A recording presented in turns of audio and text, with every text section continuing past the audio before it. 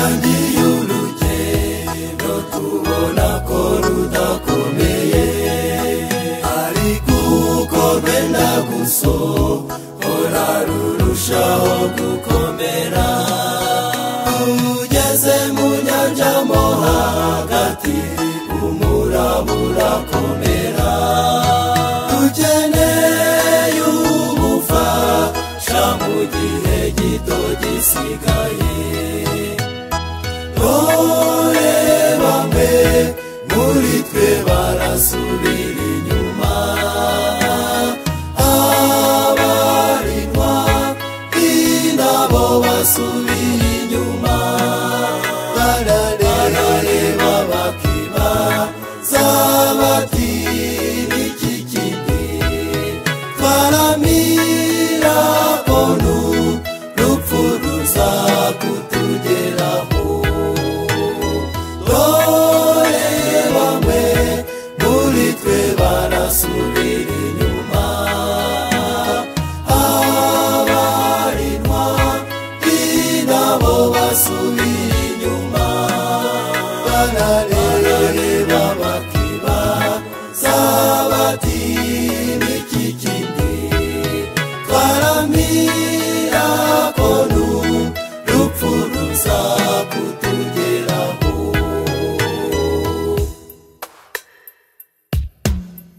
Umusanzu iyo turi mw'isi tugatangira igikorwa, tugitangira kidakomeye kikarushaho gukomera, ariko n'urugendo ruri gukomera rwenda gusohora.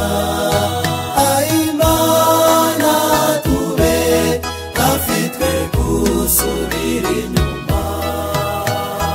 Dore bamwe muri twe barasubira inyuma, abarindwa nabo basubira inyuma, barareba bakibaza bati niki kindi twaramira ko n'urupfu ruza kutugeraho.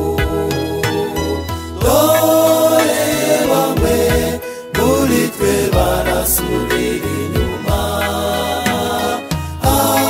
abarindwa nabo basubira inyuma, barareba bakibaza bati niki kindi twaramira ko n'urupfu ruza kutugeraho.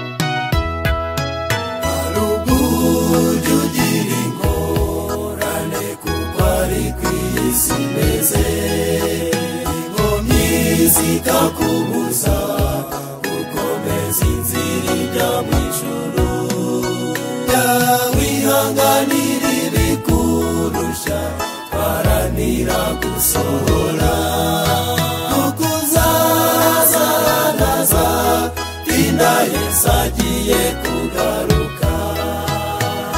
Nibyo koko mw'isi muzagira umubabaro, ariko muhumure nanesheje iyi si.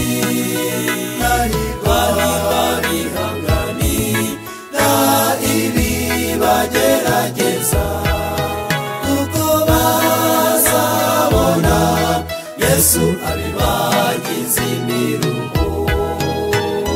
Nibyo koko mw'isi muzagira umubabaro, ariko muhumure nanesheje iyi si.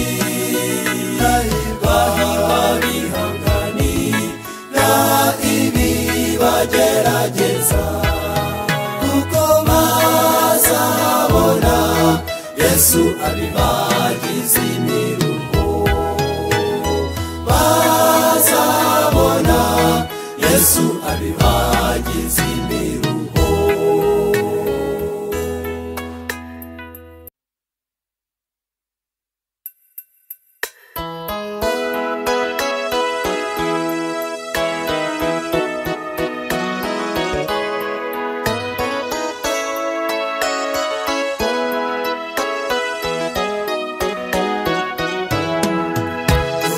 Twatangiye urugendo tubona ko rudakomeye, ariko uko rwenda gusohora rurushaho gukomera.